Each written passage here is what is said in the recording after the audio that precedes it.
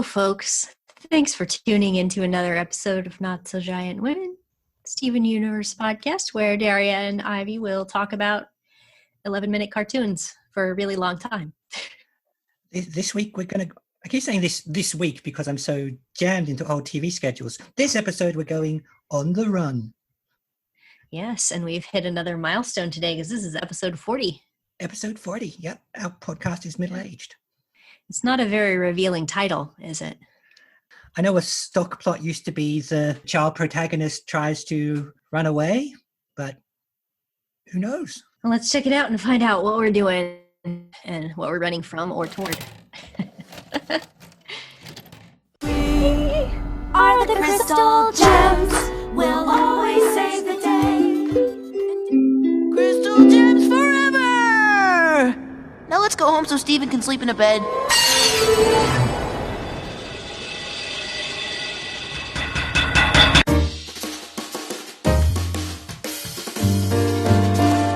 Secret Origins Amethyst. I should have warned you to get some tissues. I bit my lip and actually did some damage. Oh. Boy, that was intense.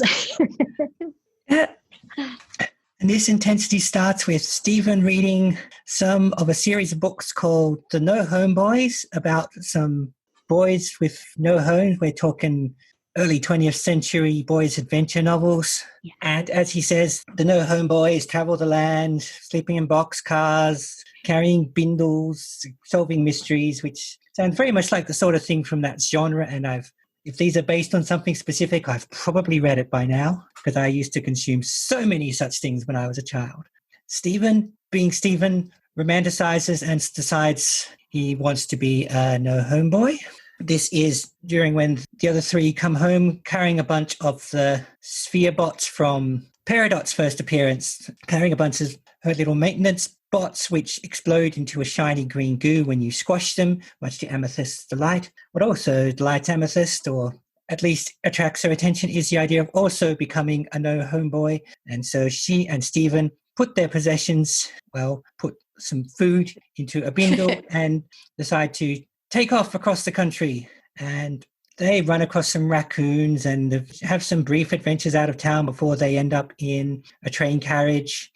A raccoon eats Steven's food. Amethyst can't give him any of hers because she eats it straight after he asks for it.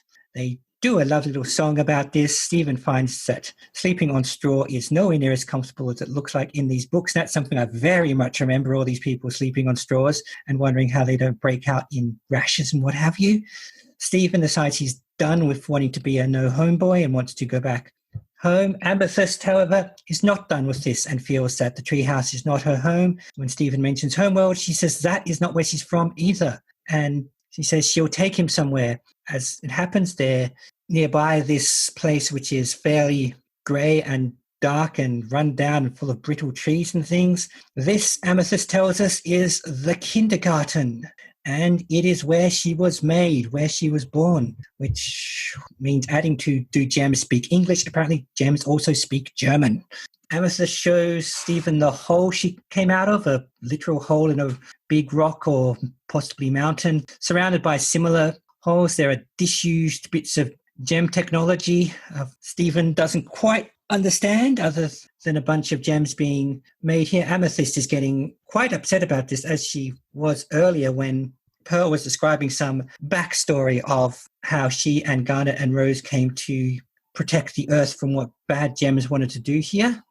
Pearl warps in on the thankfully still functional warp pad, and she's aghast that Amethyst has brought Steven here, much less explained what has actually gone on here. Amethyst basically says, you didn't want me to tell him that the bad gems were doing bad things and creating me and people like me was doing a bad thing. And this anger gets Pearl and Amethyst into quite the fight that Steven has a lot of trouble trying to break up. He's still got his mother's peacemaking role. It's not working very well for most of this. Amethyst does some pretty impressive dual wield with whips, so you can just dispense whips from your chest gem as you see fit. Eventually, Amethyst's and Pearl's fighting knocks down one of the big pieces of gem technology, some big drill-covered thing. Steven puts up his protective bubble, but Amethyst steps aside to not get into it. And as the piece crashes down, she has gone and sulked in her birth hole. Stephen realizes that Pearl has to be the one to talk to Amethyst. Amethyst is feeling terrible, basically because she has all these pent-up issues because, as we saw earlier, this is a bad place where bad things happen. And if she has come out of this, to her, she must be a bad thing too. Pearl tries to reassure her, first saying that, oh no, you're only a byproduct of a bad thing, which is not helpful, Pearl. And I don't know why anyone ever asks Pearl to do these things. Yeah. She manages to backspace before Amethyst starts another fight and says that she considers Amethyst the only good thing to come out of this place, and she thought Amethyst was proud of that. She holds her hand out to Amethyst, which she eventually takes, and they decide to walk back home, not least so Stephen can sleep in an actual bed, and Amethyst is feeling slightly better about her origin, at least as far as we can tell, and we go to. So, all Amethyst this week, and Amethyst feeling the sadness and rage of feeling like you're something that shouldn't be, which sadly many people have felt over time. In Amethyst's case, it manifests in really lashing out at Pearl long past their usual level of sniping and bickering. Yeah, this is a different level, isn't it? Yeah. I mean, we've seen them push each other around and trade verbal barbs and whatnot, but she really looked like she was trying to hurt her. Yeah, and didn't look like she was too concerned if she hurt Stephen in the process. She sort of whipped him back, but was more concerned with just whipping and raging and all the rest. And we saw back at the start when Pearl was talking about how bad things could have been happening on Earth, that she was uncharacteristically upset and not simply ignoring Pearl or making jokes or just smashing away more spear bots. Yeah. It seemed like at first she's just like, yeah, I'm trolling you. I'm squishing these things. Ha ha ha. And then Pearl starts saying the stuff that gets to her. And she's notably like her demeanor changes because she knows that there's some kind of unspoken judgment in what Pearl is saying. Like, oh, Gem's like, your mother, Garnet, and myself thought this was bad, and like doesn't mention Amethyst. So you know something's going on. Or de facto shoving Amethyst into the bad thing space, as well as removing her from the gems like us space. Yes. Of course, Pearl probably just thinks she's being literal and helpful, but Amethyst is very emotional and she is not being helpful, and hence decides to run away with Stephen's latest obsession. Yeah. That episode went to a dark place pretty quickly after that. Like at the beginning, you think it's like, oh, there are no homeboys and stuff, but you can see the storm brewing, kind of where Amethyst is reacting to the idea of running away. Like her reasoning for doing this is not the same at all as Stephen. No, and normally, well, I wouldn't rule out her joining in one of his strange quests. Normally, she'd probably get bored of it as soon as he does. Yeah. But I don't know if she was guiding their trip, or it's just lucky that they're apparently within a train ride of the kindergarten. Yeah, apparently it's pretty close to them, which is interesting to think whatever this kindergarten site was close enough to Beach City that they could get there in an afternoon on a train. Yeah, and of course we've heard kindergarten, well, half of the word kindergarten before, when Peridot was giving her little engineer's log or whatever it was. Yeah. So now we have seen Peridot's kindergarten. And she speculated on its functionality, which is probably a little bit lower now. Yeah. So she's definitely connected to that place somehow. Well, of course, all the loads and loads of birth holes suggest dozens, if not hundreds, of Amethyst-style beings out there somewhere. Yes. She does not answer that when he says, what about the other holes? And yeah, she sounds like she was there for a while, that she became acquainted with the rock. She doesn't mention if any other kindergarten creations were there with her, or if she just sort of had to make her own fun for however long because she was the only survivor or the only remainer or something. Right. It does not seem like she had any playmates or whatever, except for climbing rocks and sitting rocks and the rock that she kicked into two rocks. Definitely lies, That might be why she's so wildly gregarious, because she was alone for so long, it sort of twanged back all the way in the other direction. So this kind of explains a lot about their family dynamic, because now we know like Amethyst is from Earth and she's like Stephen in that way. And for, some fundamental difference between her and Garnet and Pearl. I mean, obviously she's also from alien origin, but she's not from space. And really interesting. This all but confirms that she's actually chronologically younger than the other three gems. If they were doing their thing looking for the bad thing and they were already at this before they kept Amethyst. Yep. So that wasn't some throwaway business. They may have literally just found her there and said, oh, look, someone left a spare gem person here. I guess we keep her. She comes home with us to wherever we're hanging out at this point in history.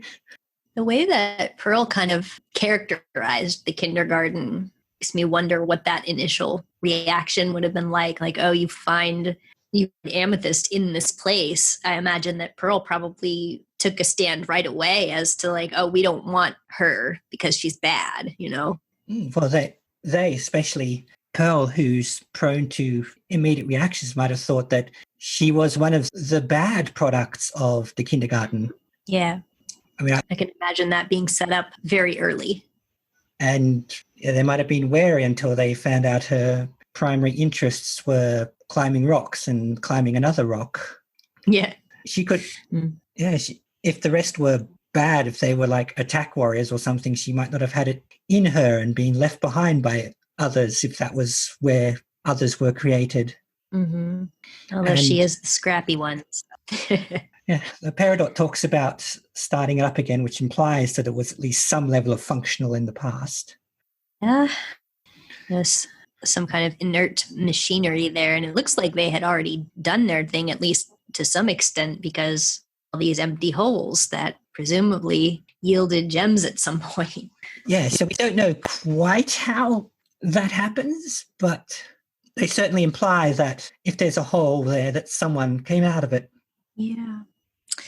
This is probably one of the most heartbreaking early episodes. I don't remember completely like what my reactions were the first time I saw these, but I'm pretty sure this was the first episode that I actually cried while watching it the first time, which is weird because now earlier ones sometimes make me cry after watching them multiple times. Like, Lion 3 always makes me cry now. But this one was just so intense and so much really raw, believable emotion between both sides of them, mainly just seeing Amethyst like that. This is the first time we've seen her cry.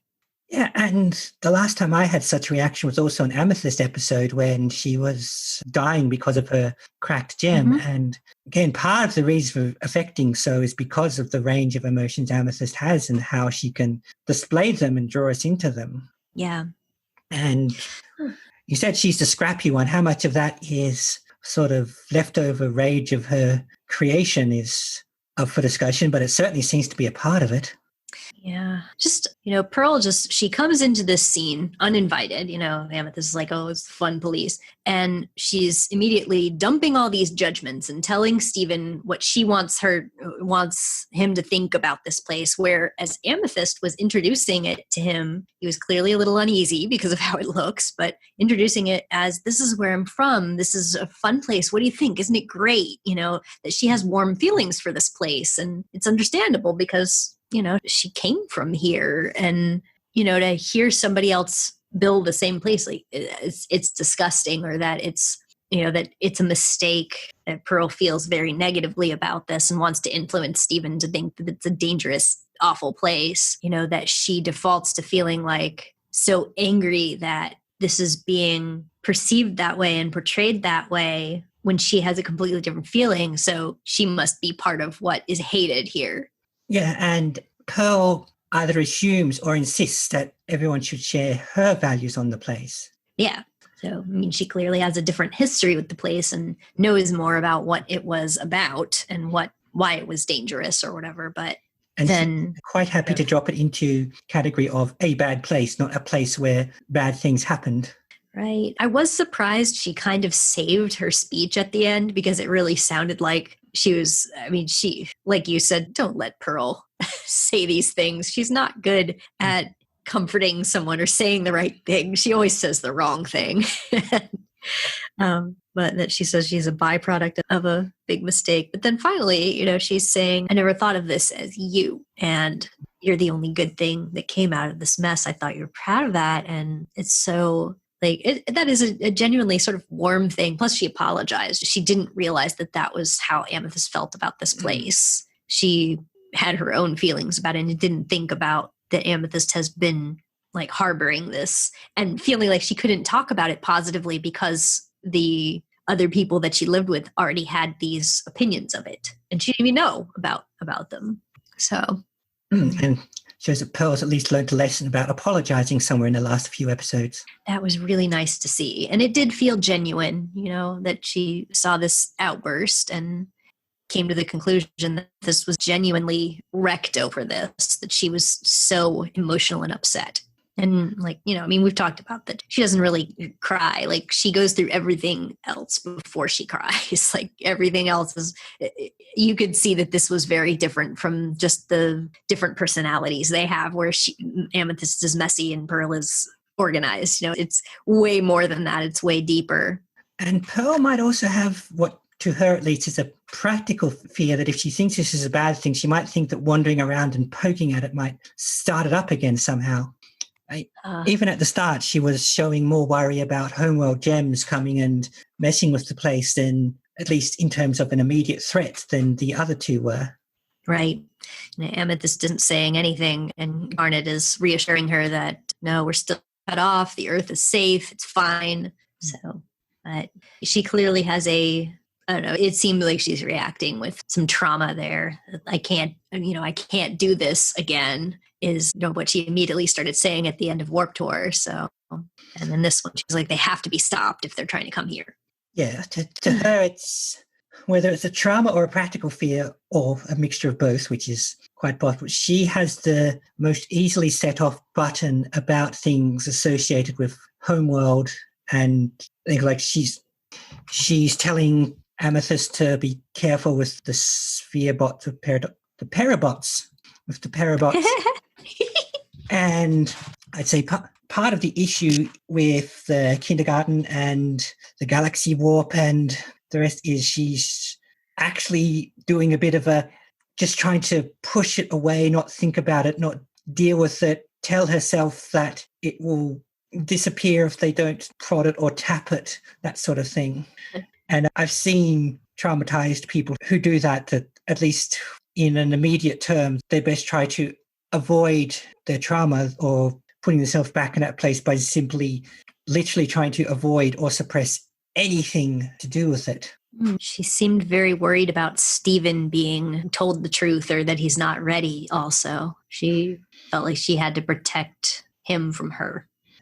Yeah, and that could even be a bit of leftover from last week when Garnet found out that Stephen wasn't ready for a few things. So if Pearl heard about that, she might be erring on the side of caution, especially if it's something she's already worried about. Mm-hmm. And of course, in her mind, since the kindergarten is a bad place, a bad thing, she might also think Stephen doesn't want to hear that his friend, guardian, sister, aunt, whatever Amethyst is to him, is a product of it. Mm-hmm. In fact, Amethyst brushed on that too. And when she says, yes, if you knew about this and knew about me, you wouldn't be talking to me, which turns out not to be true, but is a perfectly believable thing for her to say / believe. Yeah. I like how layered that is because they did not go into a lot of detail. We can understand that this is kind of the root of why they're upset at each other and what Amethyst is upset about, but there seems to be some details they're really not telling us about. Why does Amethyst think that Stephen would be so opposed to her whatever her backstory or connection with the place is, if Pearl is spinning it as, you didn't build this place, you didn't choose, she said, I didn't ask to be made. She knows that, but she still feels connected to it in a way that makes her feel like she's responsible, or at least that she's being blamed. I mean, it appears in actuality it's about what she is, not what she's actually done. It doesn't seem that she used to do bad things and tried to atone and still feels bad about her earlier self, which would be perfectly believable, but I just don't think it's the case here. I think it's what she is, and by association, she feels responsible, especially if there were loads of other beings like her, other Amethysts, even whether they were literally like Amethyst based or not, but using Amethyst as shorthand for people like her, especially if there were a lot of other Amethysts and she is the only one remaining that didn't go to join the Gem Army to storm innocent planets. So if they're not going to feel responsible or guilty, then she's going to do it in their stead. I see, yeah. Could see that, depending on how much she even knows. So, well, yes, I mean, she might have learned all these other things since, especially if she was just hanging around on her own. I mean, maybe she was born late or something, and most, or if not everything that thing was for had already happened. And that's why her life consists of climbing rocks and kicking rocks and sitting in a nice hole. And it wasn't until we kept Amethyst that she found out that, oh, this is where horrible things are created and horrible things are made. And it wouldn't be hard to make the link from there of, you are made in a horrible place where horrible things are made, therefore you are a horrible thing, which would not be a great thing to learn. And would be why she so warmly remembers hanging around kicking rocks and things, because that was before she learned that. Yeah, a simpler time, a more innocent time. When she didn't have to worry about ethics or good and evil, and her biggest crisis was, what's the next rock to kick? Yeah, so, just when she's fighting with Pearl and she yells, I'm not going to let you stand there and remind me of everything I hate about myself. That's just like really raw and really just like, wow, Amethyst experiences self-hatred. And I mean, sometimes you kind of get that from her. She's got that vibe sometimes, even though she's also the fun-loving and funny one. She's a little bit, rough in that area. We saw a bit of that when she was the Purple Puma, when she had an outlet for some of her issues and rage, and when in fact she let them out on the other two gems in that very episode. Yes. One line from this that was also, the more you think about it, the more really awful it is, when Pearl kind of dominated Amethyst in the first trading of fists, so to speak, and said, stop this, Amethyst, you can't beat me. And she said, I don't care, and then continued to fight her. Yeah. She wasn't out to beat her. She just wanted to beat up on her. She wanted to keep doing that and keep fighting. She wanted the feeling of hurting her, regardless of what the cumulative outcome would be. And made Pearl, of course, doesn't want to hurt Amethyst, but doesn't want to be hurt herself, kind of complicating her role in things even before she opens her mouth. Yeah, they did a good job with the choreography in that fight as well, because it was really very stressful to watch. And the way that Pearl just kind of ballet dances literally around Amethyst while she's kicking her ass. It's like, wow. Not that Amethyst didn't get in some shots, but, it's like, dang. Yeah, even if they're both trying their hardest, Pearl would probably beat Amethyst, but it would take a while.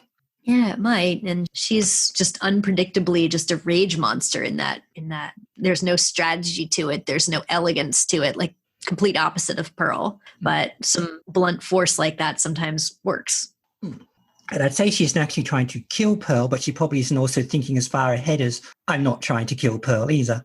Right. And if she got in a lethal blow, at least it would just be a couple weeks before she'd come back. Her little fire whip things were cool. Is that the first time we saw that?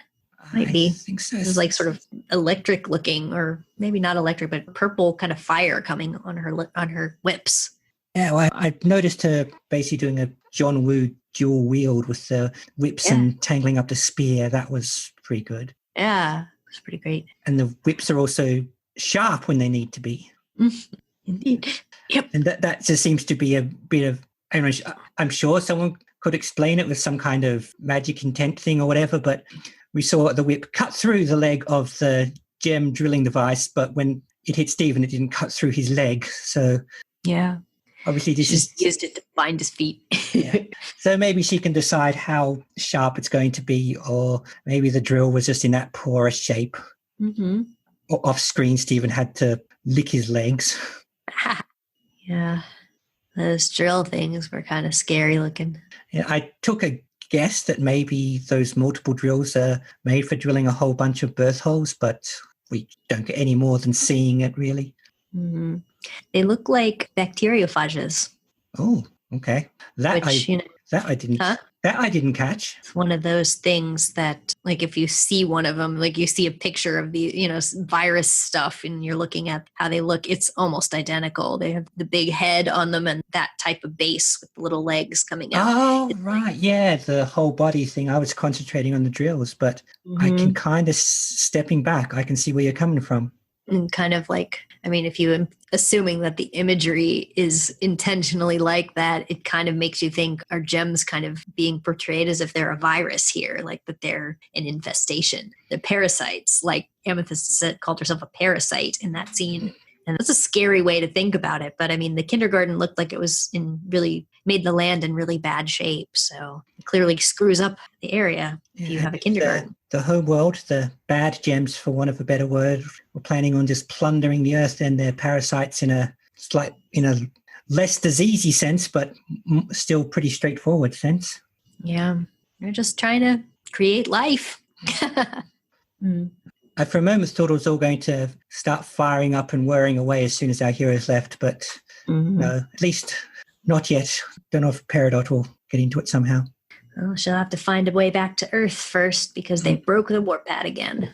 Unless it's all programmed into her parabots. Yeah. So they might want to be careful accidentally at letting any of them into the warp system. Yeah. Because we've seen them spray their sludge on stuff which just fixes itself before. Yeah. Yeah. I like that kind of in the beginning, we got like another straightforward question from Stephen.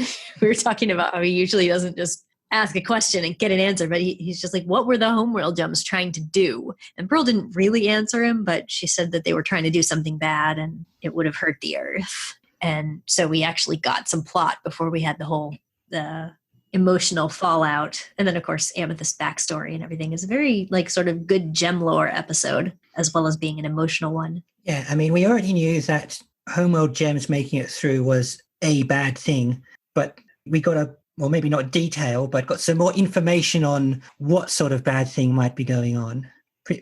Previously, it was a bit up in the air whether their presence would be bad for the whole world or simply for our heroes, but seems both. So, Amethyst came out of a little me-size hole. She does fit in there very snugly, and actually I kind of felt Pearl's spine as she was stooping to get in. Yeah. Oh, yeah, because she's so long. She's so, has to fold herself up to get in there.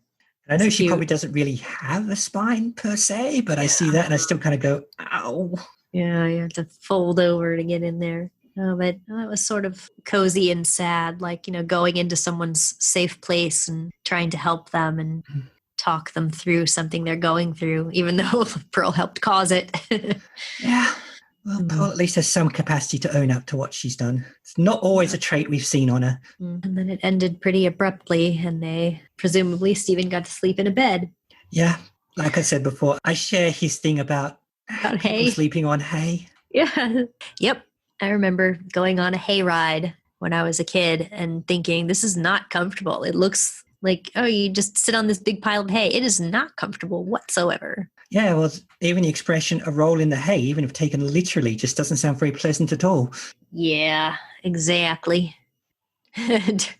During that scene, there was the raccoon incident you mentioned in your recap, that Amethyst ate her food very shortly after Stephen asked for some help. And it's like, Amethyst, you don't even need to eat. Yeah. Oh, sorry, dude. Come on. That was mean. And as usual, Stephen's dedication to the bit that he can't bring his backpack because it doesn't fit in his bindle. And the No Home Boys have bindles. Yes. It's cute. That was really cute. The whole thing where he kept trying to be like in the book and saying, maybe I can sleep this hunger off like the No Home Boys. And then a bale of hay lands on him. Lands right on him, yeah. But this time I want to go home. And those things are heavier than they look, too. They're very, especially if they're in a bale like that, they're very densely packed. They're not light little styrofoam. Yeah, Yeah, you see people on TV just chucking them around, but that's because they have hollow insides. Yeah, everything on TV is fake. I remember seeing a program in which someone was treating it like it was a big, heavy object because the actor had farming experience. And even though it was a prop one, he knew how to act like it was a real one. Mm. And I was kind of impressed by that detail. That's cool. That's great. I like that too, even though I haven't seen it. Yeah, it was on Smallville for anyone who's curious. Oh, okay. That is one that I've never seen. What about the other holes? Yeah, and it was a very sort of dark and barren place to just be sort of sitting a fairly short walk from an active train line. Yeah, you have to wonder, like, the gem places being the active ones and not so active ones. You know, are there any warning signs about these gem places? Because, I mean, if they're not going to other planets, all of these places are on Earth, so... I mean, the places that are on islands and things, you can at least tell yourself that people just haven't got there yet. But this is apparently just somewhere out in rural Delmarva. And you'd think some ramblers or geocachers or something would just stumble across it. Yeah, be interesting if they traveled there one time and there'd be kids playing hide and seek in the holes. Pressing buttons and things on the equipment. Ooh. Yeah, that looks dangerous. It seems like it would be dangerous to climb those things. Well, even that nearby thing with the moss was just sitting out there until someone decided to put a warning sign around it. And as we saw, there was nothing stopping regular people just wandering up to it. So I think can only assume we've been very lucky so far that regular everyday humans haven't just gone into gem things and just messed a whole bunch of stuff up. Yeah, possibly themselves. Yeah. Even in the beach party episode, when they invite the pizza family over and they come around to Steven's home beneath this huge statue, I think it was one of the pizza twins said, I've never been to this side of the beach before. I'm like, do y'all just stay away from things that are very curious? Because that's not human nature. Do you never walk along the beach? Right. So I guess they just... Maybe there were legends about it for years and years and years, and people just don't go over there or something. I don't know. I mean, there are ways you could headcanon it. I mean, you could say that gem stuff has some kind of low-level psychic defense field that puts people off if they're not in the know. But so far, we haven't actually heard anything like that. Yeah, we've not. Granted, the kindergarten looks like a place you might not want to go anyway, even without knowing it's got drills and birth holes and things in it, because it looks pretty foreboding. Yeah, I mean, while they're going over there, the camera, so to speak, sort of focuses on their feet as they're crossing from a green grass onto this barren rock. And like, I think one of them steps on a twig and the twig just turns into dust. And it's like, it's pretty creepy. It would feel like maybe I shouldn't go over there. Maybe that's what it is. It looks like a literally burnt out area. Right. Like maybe some people have concluded like I shouldn't go over there because maybe there's radiation or maybe there's nuclear waste or something. Maybe whatever happened to shut the kindergarten down actually resulted in some kind of fire and these really are burnt out. Could be. And Amethyst just didn't know it was a novelty to be fireproof. Well, I guess we'll need some more gem history to make any judgments on that. They so far kept it fairly nebulous that all these gem affairs are sometime in the past. Yes. Don't know when. Don't know how recently. And it does seem like it must have been kind of a long time ago. Follow-up questions! As a probing question for you, What Garnet and Pearl do you think that they were made in kindergartens that are similar or different in some way? Certainly different in some way or another because of the whole, this one is fundamentally a bad one. So whether they came from, I don't know, sort of some much grander or better maintained gem obstetric rock kindergarten place, but yeah, we didn't get anyone saying anything as to how anyone else besides Amethyst was born, and all we know about her is she came out of a hole somehow. So I would say that even if there are similarities, there must be something about this particular method that is why it's sort of marked as bad in and of itself. It could be the whole mass production thing that the many, many holes implies, that if they really are for destruction, they could be making a whole bunch of dedicated soldiers, and other places are not so militarily defined. Maybe whatever kind of being Amethyst is when you're in normal gem society, they're considered some kind of subclass or lower being. But of course, when you've only got a handful of quote unquote good guy gems to follow, that doesn't show up because they don't, well, generally don't treat her as something lesser other than being annoying and other than stuff like this episode. Yeah. So I would guess maybe the fundamentals are similar, but there is something about this big kindergarten with its masses of holes and being all dark and draining the landscape and foreboding that makes this one a particularly dark or nasty one. I mean, also it's not explored how much memory they usually have of being born. Amethyst seems to know, seems to remember that. But again, if she was just hanging around on her own, how much of her memory she actually has, she's not really going to be able to compare to anything. True. And if the others come out of finer things, I mean, we've explored that they're likely born as adults, but when their sort of sapience and memory kicks in is a bit up for grabs. And, you know, this is the closest we've had to any how gems are made or born thing. We don't know if being born in a rock hole is entirely unique to Amethyst, or if the others do some kind of when two gems love each other very much sort of thing. So I'd say jury's out on the specifics, but it wasn't quite like this. There's definitely a lot of theories at this point, but just from a standpoint of knowing the characters, I have no trouble at all picturing Amethyst just bursting out of the ground, but I can't picture Pearl doing it. No, I kind of picture Pearl, I mean, granted, just from the last couple of minutes, sort of emerging from, I'm picturing some place which is a cross between the kindergarten and a Roman palace and an expensive maternity hospital.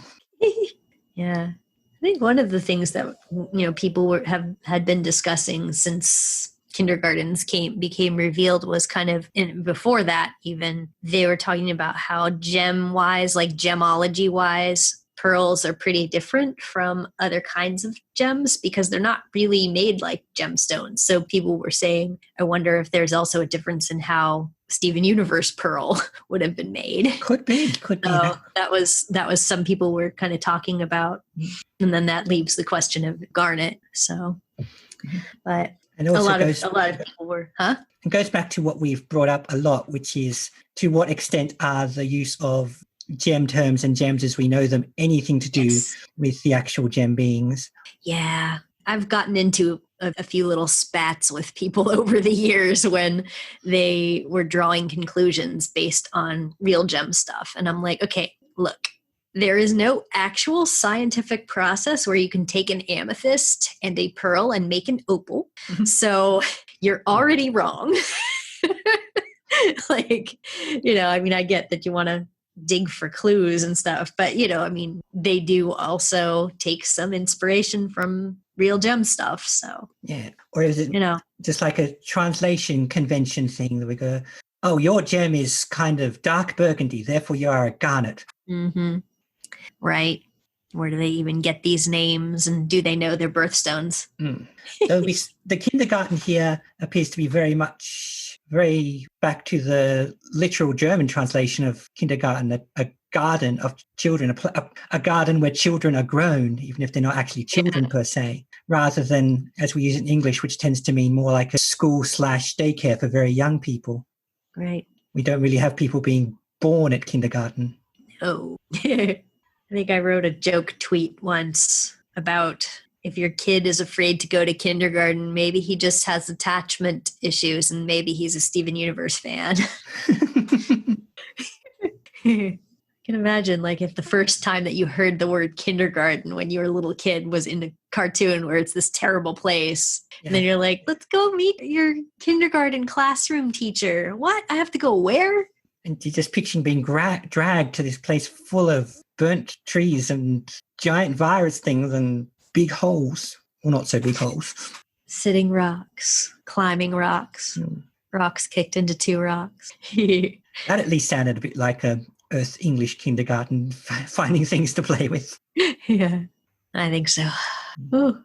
I don't know if they ever go into the issue of gems and language, or if they just kind of hand wave it so we can cope with watching the cartoon. I feel like in a lot of ways, this show is the latter, just partly because whenever you have characters that are supposed to be significantly older than humans, but they still really act like very immature humans sometimes. I'm like, well, I wonder what it would be like if somebody attempted to write a different level of maturity, like how that happens when you become centuries old and stuff. It's a big thing you're not supposed to look at too hard in Transformers, that these beings can live for millions of years. I mean, they've had a war that's been going on for millions of years, and yet their morality still looks anything like ours whatsoever. That's nuts. And you have, so this person got all this character development in the 10 years since we know them, and apparently none in the millions and millions of years beforehand. So some things you've just got to not think about too hard. Yeah, definitely. And when you think about why do people make art, why are they making a show about these characters, you just have to kind of acknowledge that, maybe even if it doesn't make sense for Pearl to be sweating or whatever, that sometimes we see sweat on her and we know that she's stressed out or she's embarrassed or something, like you put things on there because you're communicating with us. So if they had this whole language barrier where if they're speaking English but they're not speaking English, it's like you have to find some Star Trek solution or you have to hand wave it. Yeah, and if you think too hard about how a being that's hundreds, thousands, millions of years old, depending on what it is you're watching, and you don't want them if they're your main focus characters, you don't want them too far beyond what your viewers and readers, what have you, can relate to in all ways. You can make them different here and there, which happens with the gems, happens with Doctor Who, happens with Transformers, but there are still enough similarities that the bulk of viewers and readers and listeners won't just go, what are they on about, and turn off. Right. I mean, we've seen the gems, mostly often Pearl, not understand Earth things, but they also don't understand them in a way we can understand. Like, I can understand I might react this way if I wasn't aware of this custom that I've actually been aware of all my life. Mm-hmm. Right. Yeah. I once said that if we didn't live on a planet that had rain, and then we just read something where on this world, water just falls out of the sky every so often, we think that's ridiculous. Mm-hmm. But we know how it works. And also we're so accustomed to it happening that it makes sense to us. Yes. Yeah. It's a strange sort of establishment of what normal is. And just about anything can seem alien to somebody that doesn't experience it. So imagine trying to explain water at all to liquid, at all to someone who had no concept of it, without bringing it back to something else they probably don't have a concept of either. Right. Yeah. Just, thinking about if the gems don't have to sleep or eat or really seem to have physical needs, you have to wonder just what even is their society like, like they just because so much of human history is us just trying to meet our needs.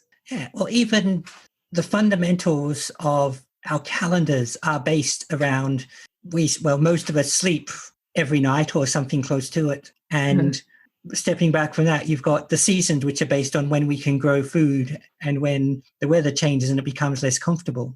Mm-hmm. Yeah. So we're concerned with keeping our bodies from having holes in them and from not having nutrition and not being dehydrated, still being able to breathe, still being able to be sheltered.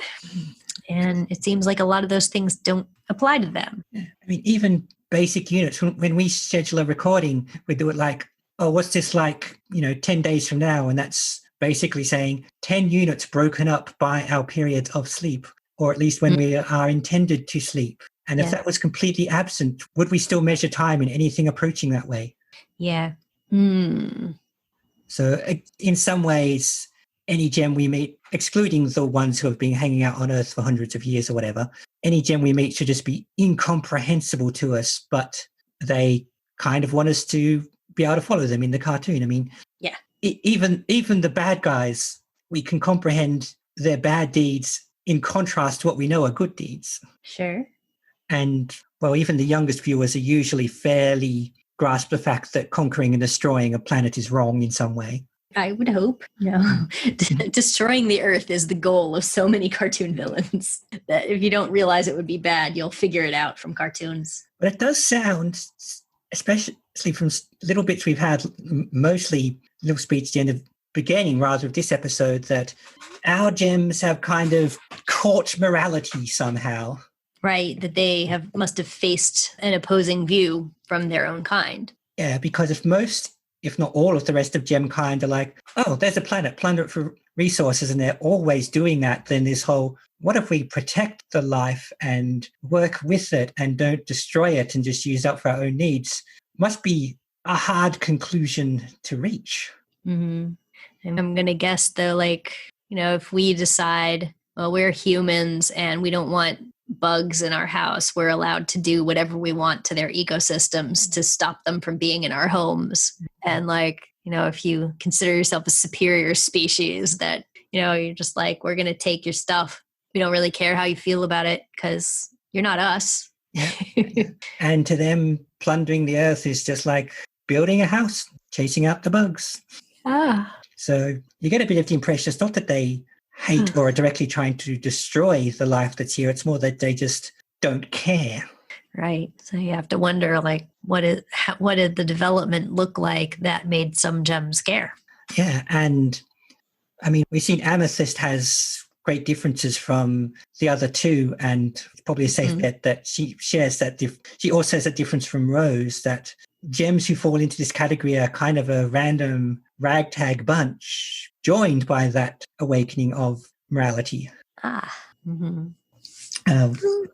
of the Amethyst, the product of the kindergarten that, I mean, yes, she was taken in by the others, but it's obviously not fundamentally opposite to her morality to protect the other life around her. So in that regard, it seems that at the moment, at least, it's a rarity, and not least because we've only met 4 other gems who appear to think this way, and while we've only met 2 others and kind of heard of the rest as a mass, you very much get the impression they do not agree. Right. No one said, oh, we should let some gems through and see if they're on the same page with us about protecting Earth. It's pretty much such a safe assumption that they will be anti-Terran, if you will. Right. It's interesting looking at this episode in the context of some of the stuff that Lapis said. Like, your friends don't care about other gems. They only care about the Earth. Really interesting. Which if caring about other life forms is such a rarity, then that might be seen as a sin or transgression from someone like Lapis, that it's just wrong not to put the needs or wants of gems above all others, no matter how strong a desire you're talking about or how weak a desire you're talking about. Right. How can you hurt your own people like this for some gross planet?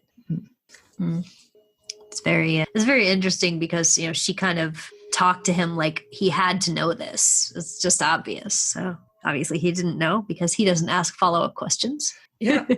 He seems to be getting a little better at that lately. Like the last 2 episodes, he asked a direct question and he got real information. Yeah, I was noticing that. And Karen was a bit all business, so we only got so much from her other than that she wanted to reopen the kindergarten. Yes. Actually, now that you were talking about like the measurement of time, I don't know the answer to this, but when she made her log date, she said this is log date 312. I don't know what that means, but yeah, seems like a time. Yeah, but 312 watts, I guess. Yeah, I don't know. Yeah. Assuming there must be some kind of measurement for time back on Homeworld, but whether it's based on natural phenomena or someone just arbitrarily said one day, okay, this until this is 1 unit, and 10 of those is another unit, and 10 of those is a big unit still. What is Stardate based on? Yeah, I mean, that is my first thought of what it reminded me of. Well, we'd need more than one example of logs to find out how time might move for her.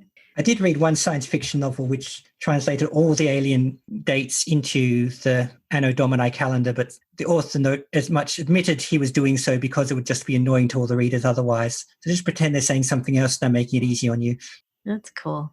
Yeah. I'm working on a science fiction book now, and I kind of find it obnoxious when people just have to rename everything to make it really clear that this is an alien place, but I elected to rename the days of the week because it's a different planet. And I was like, all right, I guess I have to do this. And when I came up with names for them, I was like, this is annoying me. Yeah. It's like I have to write it like this, and I'm annoyed by my own world building. Yeah, there's a trope for it, a TV trope for it called Call a Rabbit a Smearp. Like that. A smear. And one of the things I remember, I can't remember what book it was, but it was a book of short adventure stories by Isaac Asimov. And he said there would be no way in science that actual equines would evolve on the planets that these are set on, but calling these hooved creatures that everyone's riding around on anything except horses would just be annoying and obtuse. So I'm sticking with that. Yeah.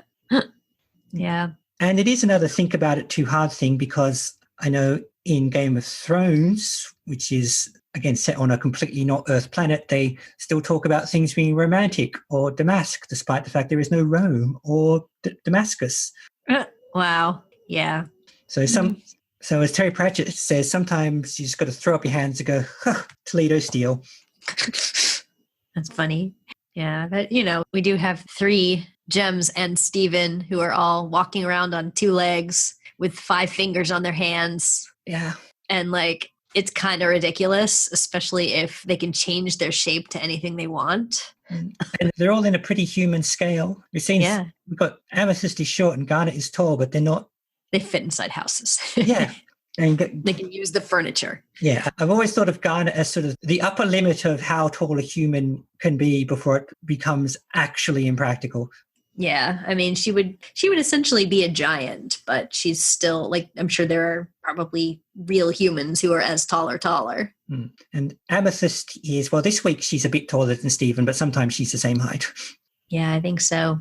There were some attempts to figure out in, feet and inches how tall everybody was, just based on, at first it was mostly just assumptions, because the creators of the show were very adamant that they don't have a set height. But in one of the very last episodes of the show, you actually do get to see a canon height for Steven. And they then, took that to the chart. And it's like, he's this tall, so this one's this tall, and this one's this tall. And they're like, do you count the hair? Especially in Garnet's case.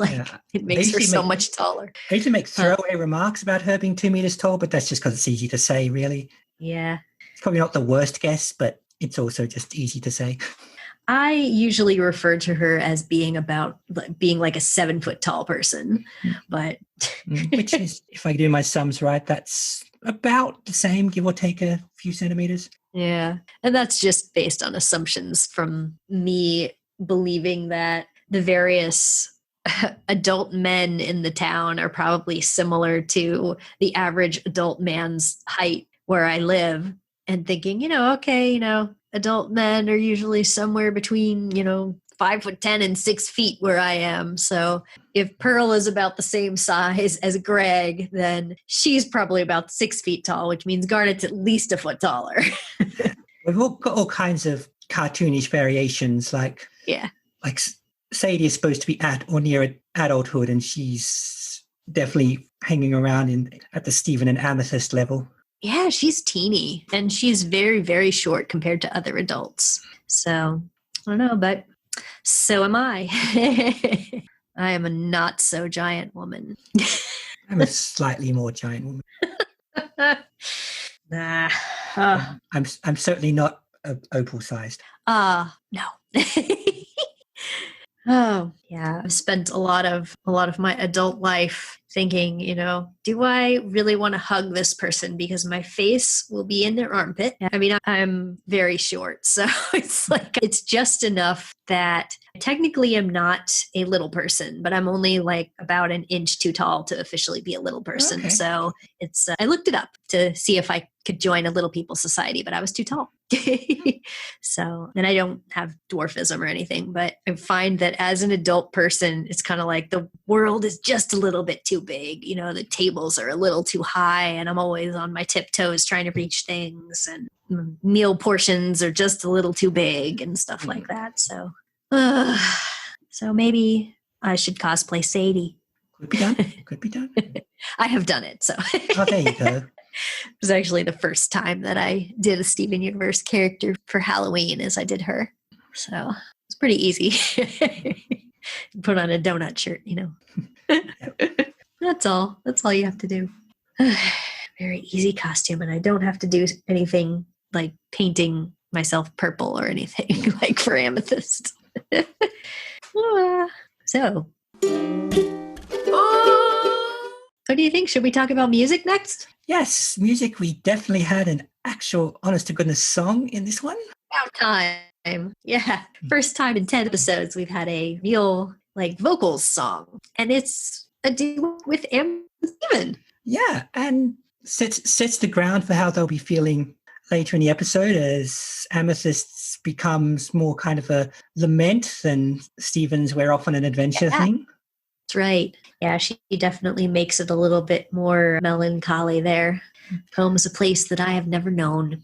And the general vibe of the song is like a lot of those traveling songs, like the Littlest Hobo theme and things like that. So that fits. And a bit of a solo. And so there was some, here's some hijinks with railway crossings and raccoons. Yeah. Yeah, so the Gems sang together in the Crystal Gem Band and Steven and the Stevens, but other than that, we've really only heard from Pearl singing. I mean, obviously Steven all the time, but Steven and Greg even. But now we've got Amethyst. She didn't get her own song, but she got a duet, and we got to hear her singing voice, which was nice. She's got a nice voice, nice and raspy little voice.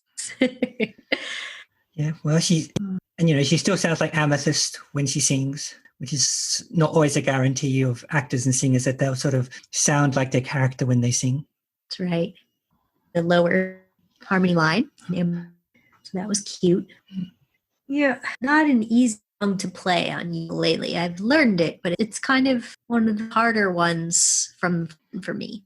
And I'm not good at whistling. Well, also, because there's only one of you wouldn't be able to sing all the parts because they're overlapping each other, saying different things.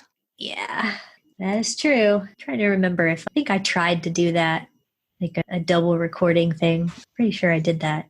But when I just play it through, I find a way to do the part with the most relevant lyrics.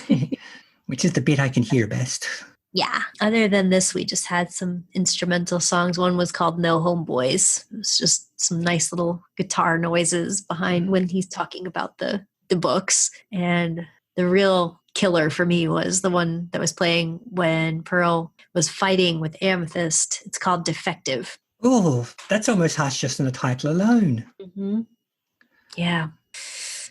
Well, that one worked because it made you feel very uncomfortable at that whole battle, which was really what you were supposed to feel. Yeah. I think it should have provoked things in us besides, yeah, they're going to throw down. Yeah, I think so. Definitely they used Pearl's piano there to make it very poignant and kept up the energy and the stakes there with the drums that were going on. But it's a very complicated kind of song. So, gut punch. Yeah. Usually I figure these things are most effective if I listen to them later and they re-provoke the feelings all on their own. Yeah. I have a pretty extensive shuffle situation when I listen to all the music on my computer. It's just thousands and thousands of songs. And some of the instrumentals for this are in there, and they'll just pop up at strange times. And all of a sudden, one will play and I'm back there, like seeing the animation in my head, even if there's no sound effects. So They really do a good job with it. Other times, if I'm not quite as familiar with it, sometimes I'll be like, this is Steven Universe. What was happening here? Oh, yes. Just has a sound to it. Yay. What does that give us? We've been probed. We've had music. So I imagine we analysed the Bindle sandwich? Yes. Yeah, I did. So Bindle lunches were not very complicated, but we only really get to see Steven's when he's wrapping it up, and it's like a little bagel sandwich, which is identical to the ones that he threw at the Crystal Shrimp. Yeah, I vaguely recognized that, though I didn't immediately nail it. Amethyst just kind of disappeared straight into her, so we didn't really get much of a look. Yeah, just about. See, this is the trouble with reconstructing these things, because what I'll try to do usually is I'll look around and see if there's like a model sheet or something, because I want to get a good look at it if I can't get a good look at it in the cartoon. And for Stevens, it was obviously the bagel sandwich, and he had like an orange and a apple juice in a can. Oh, that's what that was. Couldn't figure that out at first. Yeah, it's actually the design of the can looks almost identical, except for the name of it, because it's called Yummy, but the apple juice in a can looks identical to the Taiwanese soda apple, which is, identical can, but it's a soda. It's carbonated, and they sell it at the Asian market just down the street from me. So I bought some. So I didn't try to make that. I just bought a can of it because it was clear reference. It's like, this is this soda. This is this thing. It is apple. It tastes really good. An apple soda. It's really good. I haven't had that one, but I have had apple soda before. So So I just did that with the bagel sandwich and an orange, and just wrapped it up. I didn't have a similar cloth to wrap it in, but I did it in like a moon and stars one. And just like, here's my little bindle. But like you said, Amethysts was more of a mystery, because you see it for like less than a second as it tumbles from the cloth into her face. But the only things I could make out was a slice of pizza and an apple. I believe it was an apple. Is that right? Yeah, pizza and an apple. So I put something in we could recognize quickly. Yeah. So I just assumed that it was a pizza and an apple, and did a similar thing. Although, having done fish stew pizza and some other pizza dishes for this show, I could have done a pizza, but I wasn't going to do that for one slice. And I was doing this kind of on a whim on an afternoon, and I'm like, oh, I happen to have some oranges. Let's do Bindle lunch, and made the stuff. But then I'm like, okay, I don't have pizza though. So what should I do? And I ended up using a tortilla to make like a little mini pizza out of a tortilla. And put some, like tomato sauce and some cheese. And I didn't have pepperoni, but I don't eat pepperoni. So I cut up some vegetarian hot dogs and like made this tiny pizza slice that looked like her pizza slice. And I'm like, you guys know I could make a pizza. Like, if you want me to make a pizza, I've done it from scratch. But here's my substitution for a real pizza. Hey, for all we know, she also had a tortilla pizza. Yeah, that's what I'm saying. I mean, there's no model sheet saying it wasn't that. So that's what I did. And let's face it, vegetarian tortilla pizza would not be the strangest thing Amethyst has eaten. So, by far no. And I mean, at this point, it would be spoilers, but you will see some very, very, very strange and elaborate things go into her face in the future, and I've made them all. So it's almost like somebody is sitting there saying, I know some poor fool is going to try to make this stuff, so let's do weirder and weirder stuff to drive them up the wall. And I was driven. But for this episode, a piece of pizza was what it was. And I don't think there was any other food. So that'll do it. Well, that was the point, because they ate it all and then they wanted to go home. Yes, and a raccoon helped eat it. Yeah. I don't have I should have looked around to see if I had a raccoon plushie to insert into the photographs, but I don't. Weirdly enough, I have one that's a lemur, but I don't think I have a raccoon. They've got a badger somewhere. They're close. And my family have a lot of tanuki, which are also close. Yes. A lot of tanuki ornaments. Well, would they steal a lunch? Some of them would. Well, tanuki are also supposed to have time powers sometimes. I see, yes. They have quite the place in Japanese legend. Yes, they do. They even put a tanuki suit on one of the Mario games, I think, right? Yeah, they did. Weird stuff goes down in those games. Yeah. Oh, If only I had known that. back to it. Did you see who did the storyboarding this time? No, I tried to catch it, but it flicked by too fast for me this time. Yeah, it was Jeff Flew and Joe Johnston, who seem to be our action team lately.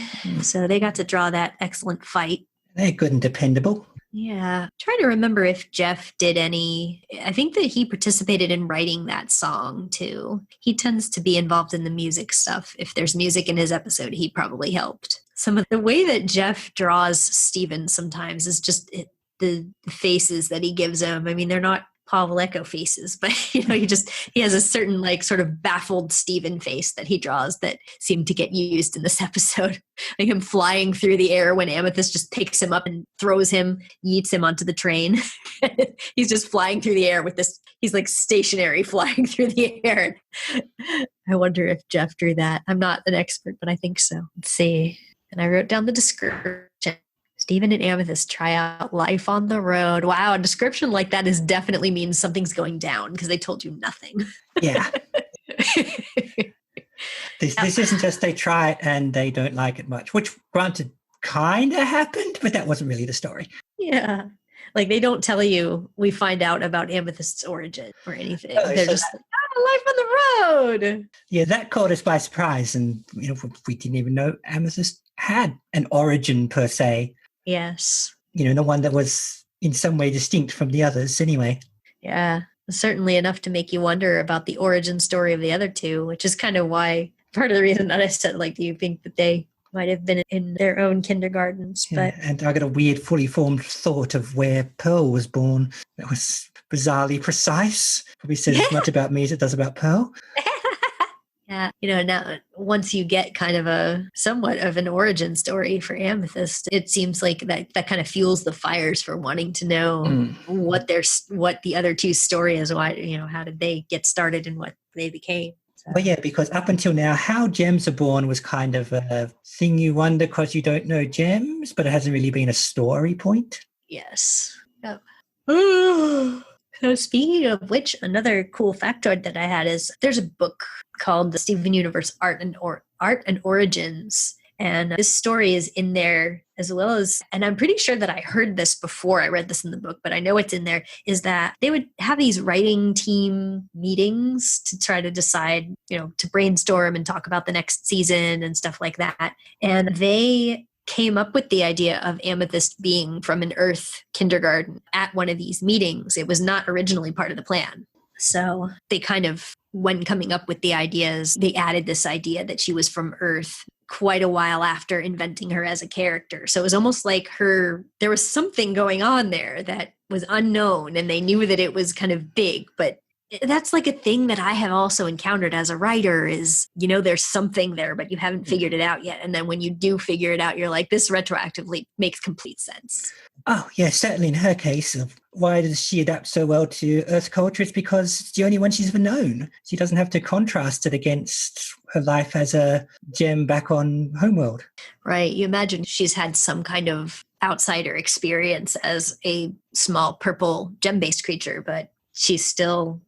there's not a whole other space world that she is adapting from. Yeah, she would have and again, we don't know quite when in human history she emerged, but her cultural experience to that point was pretty much blank except for some doing things with rocks. So she wouldn't have had any thoughts of, let's not mix with the humans, let's not partake of their food and their music and their whatever else. Mm-hmm. Yeah, she probably would have just been like, let's just do what feels good, what I'm drawn to. Yeah, and, she might on some level figure that she's as much an Earthling as anyone else here is. So she's just as entitled. That was cute when she kind of smiled at Steven and said, I was made here on Earth, like you. Yeah, that was cute, and shows also, despite her age in this episode, she's not entirely at odds with her origin. She still sees something good about it. Yeah. Definitely kind of enhances this feeling that they're more like siblings than anyone else there. That they have this in common. It's cute. Yeah, well, I've noticed when I describe their relationship, I don't as readily dive into Guardian Ward as I do with the other two. That She is kind of guardian / auntie / sister / friend / playmate. Yeah. Yeah. / wrestling partner.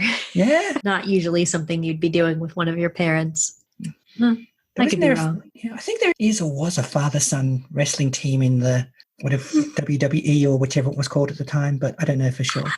I wouldn't doubt it. I know there are families. Makes sense. Maybe not when the child is a minor, though. No. Well, child endangerment laws in Beach City are a bit up for grabs, but nevertheless. Maybe not quite with deep fryer, so not quite fitting in with federal standards. Yeah, whatever those are. So let's see. What else do I have that's factoidy? Earlier you were saying that they are probably referencing novels, like adventure novels for young people from the early 20th century or whatever. Is that kind of what you said? Yeah. I spent several years as a children's book specialist at a bookstore. And the thing that it reminded me the most of was like a cross between Boxcar Children and Hardy Boys. The cover especially looked Hardy Boys-ish because it was this yellow color. So well, I've also seen a lot of Hardy Boys covers, especially when they go for a generic reprint series where it's kind of shadows of them in those kind of poses. Not necessarily of bindles, but that sort of thing. Right. And of course, the mystery solving aspect of it. That's straight out of Hardy Boys, well, and a number of other things. Everybody's always solving mysteries, aren't they? Yeah, you read a lot of literature from that era, and you just think that's just something children do. Yeah. And then like everybody wants to be a detective. And then you're like, what is there to investigate? There's nothing interesting to uncover here. Let's figure out the mystery of why my sister's door is closed. Open the door. Get out! Okay, that's fine. Okay. Yeah. It turns out that if you're not a Hardy Boy or a Boxcar Child or a Bobbsey Twin, people just don't commit as many crimes around you. Yeah, and you have to start to wonder, why are there so many mystery like dead people and jewel thieves around these children? Stay away from them. They're keeping some suspicious company. So another thing that I am telling you because I've heard everybody else say it, this is not something I would have ever encountered in the wild, but the holes that the kindergarten is made up of with all these, rows of holes and stuff reminded so many people of a specific Japanese horror manga, which I don't read that kind of stuff. It's The Enigma of Amigara Fault, I think is the name of it, Junji Ito. I've heard of him, but not that, so... Yeah, I looked up the backstory on it a while ago because I was like, I obviously under no circumstances will be actually reading it or looking at it because I am frightened and I am a wimp. Yeah, but, if he's who I think he is, I've read some of his prose. Oh boy. That's if he's who I think he is, and I'm saying he because he's a he in the Midnight Pals sketches. Just a footnote, there is a gag account on Twitter of various famous horror authors from history supposedly telling each other stories, but it's mostly just parodies and exaggerating their traits and characters. And it's quite funny. That sounds funny. Yeah, it is pretty funny. It's Midnight Pals or the Midnight Society on Twitter for anyone who wants to go look. Okay. And yeah, it's things like H.P. Lovecraft's there and he can't go 2 minutes without accidentally slagging off Italians or something. And oh my God.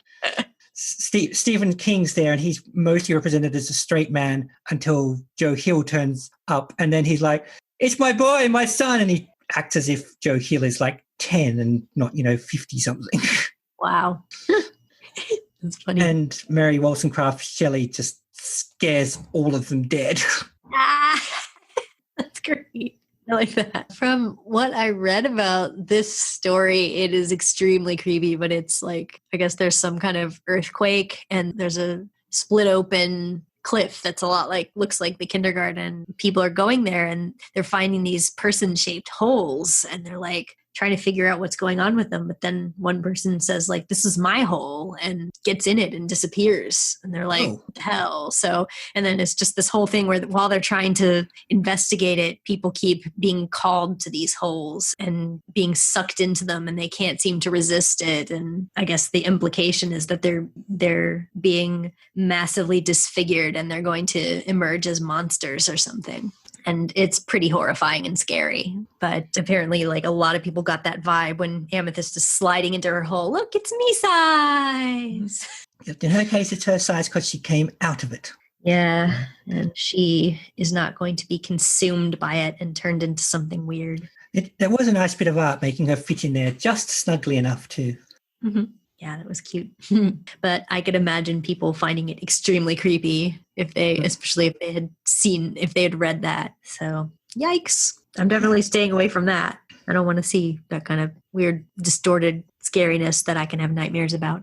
Yeah, no, it doesn't sound like something I need to see myself either. There's even though I partake of horror more, that doesn't sound like the type I would go for. Yeah. Edges into the body horror thing and that is established as something I do not like. Yeah, there were a couple of shorts I read because of their author's appearances, Midnight Powers, that I kind of went, ooh, not sure I wish I'd done that. You ever get any nightmares from those stories? No, I think mostly only by thinking so hard. I hope I don't get a nightmare that I kind of wore the nightmare circuit out. I see. You're lucky because, I don't know, I guess I'm pretty impressionable that way and I'm a wimp.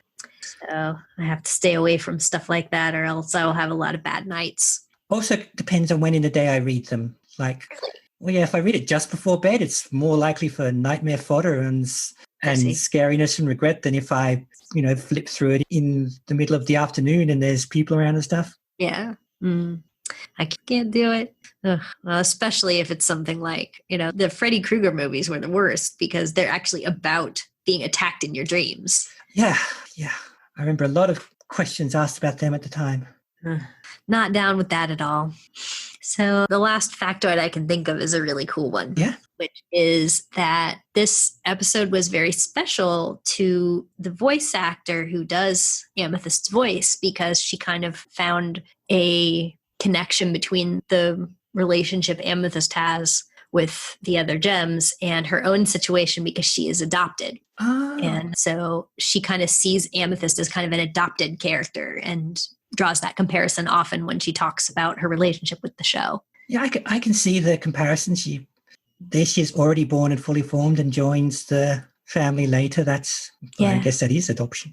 Right. And it's especially, I guess, poignant if maybe you were adopted from a birth parent who had circumstances that caused you to need to be put up for adoption. Like if they weren't fit to raise you for some reason, that you can feel like, am I bad? Was I born bad? Why wasn't I wanted? Kind of thing. Mm-hmm. There's that narrative in a lot of adopted people's insecurities, I guess, that when it comes out in a character like Amethyst, it's very relatable, even though it's aliens. Yeah. who grew in the side of a cliff. Though I suppose technically she's not an alien because she grew in the side of an earth cliff. Yes, it's true. She is made of earth elements. And maybe she thought that's how everyone on Earth was born until she read about it and then probably went, oh. Yeah. Stephen, where's your exit hole? That's a perverted question, Amethyst.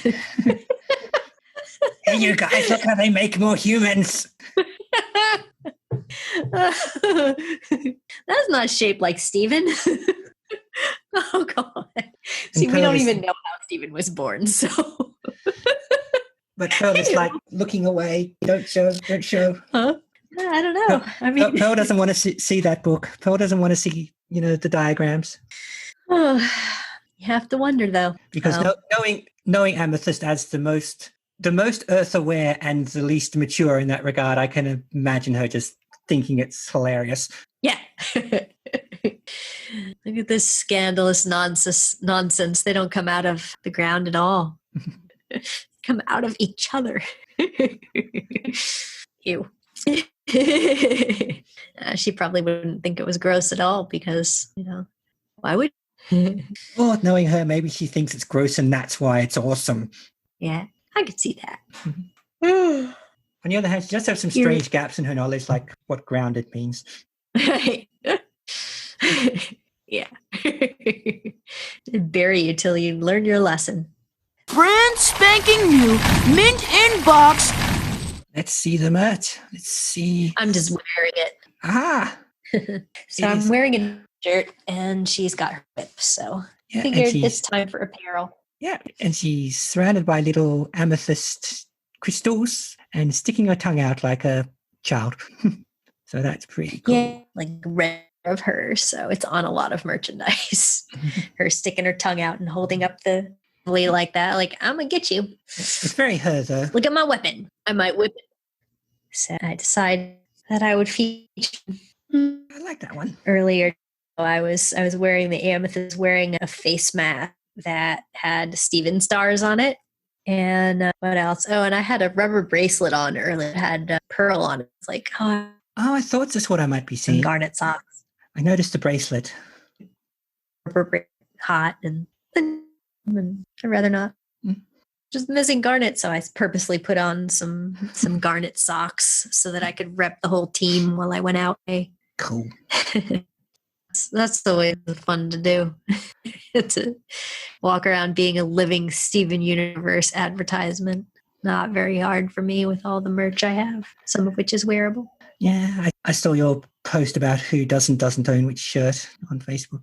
Yeah. Oh, yes. I remember posting about that, and that I was talking to somebody online, and unexpectedly they had on a Steven Universe shirt that I did not have.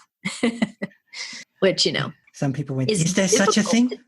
Yes. There are actually a lot of Steven Universe shirts that I did not purchase just because after a certain point, it becomes less practical when you have so many of them. I have over 50 Steven Universe shirts, just t-shirts, and then all kinds of other apparel. It's ridiculous. I mean, yes, I've been collecting them for like 5 years, but it's still more t-shirts than anybody needs. So I kind of upped my standards for what is something that I actually want to wear on my chest, It's like for a while there, I was on course to collecting all the Doctor Who books, and then it got popular again, and they made so many more that I was no longer a viable goal. Right. Yeah.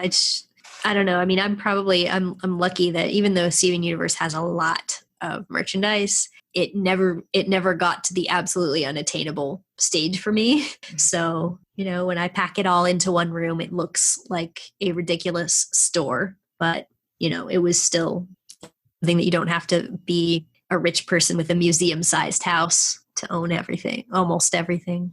But, there's an awful lot of stuff I don't own. But when you have over 50 t-shirts from one TV show and then somebody shows up wearing one you don't have, it's notable.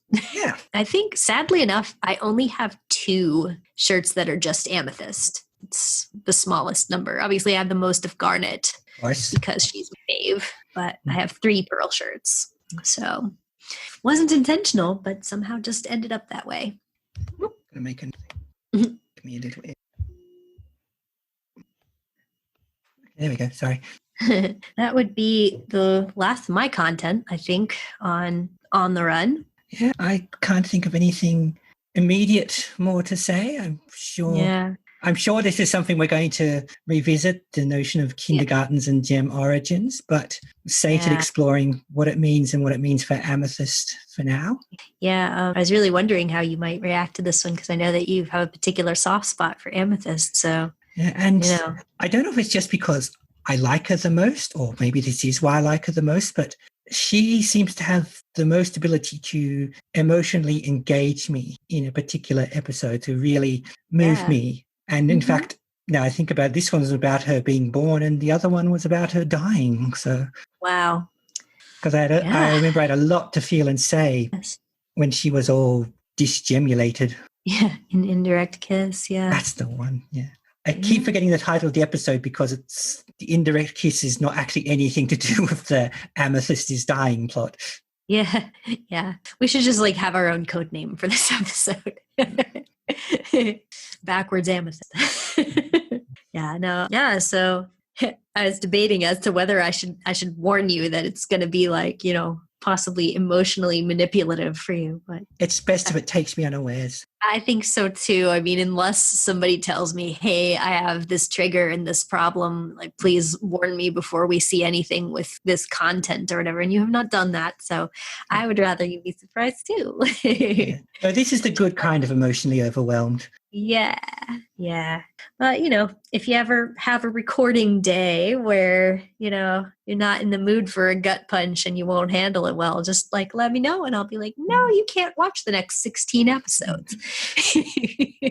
They're all going to punch you in the face. It's probably also a testament to the voice actors too. Yes. Yeah. The next time that we do one of these, would you like to know what the name of the episode we're in for is? What are we up for next? The next episode is called Horror Club. Oh, wow. Oh, my favorite. Well, that ties in quite nicely what we were talking about again. Indeed. So for next time, we'll see everyone for Horror Club. Yep. But until then, I guess good night, gentle beings.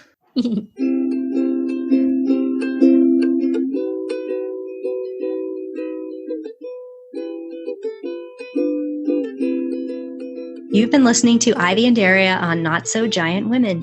You can find episodes of the show in video form by looking up Not So Giant Women on YouTube. Or in audio form at anchor.fm/NotSoGiantWomen or your podcatcher of choice. You can also find us on Facebook. Audio production by Daria. Video production and music by Ivy. Daria can also be heard on Podsploitation, the Ozploitation podcast. And Ivy at her Steven Universe fan blog at love-takes-work.tumblr.com. Steven Universe was created by Rebecca Sugar and remains property of Cartoon Network. No infringement is intended.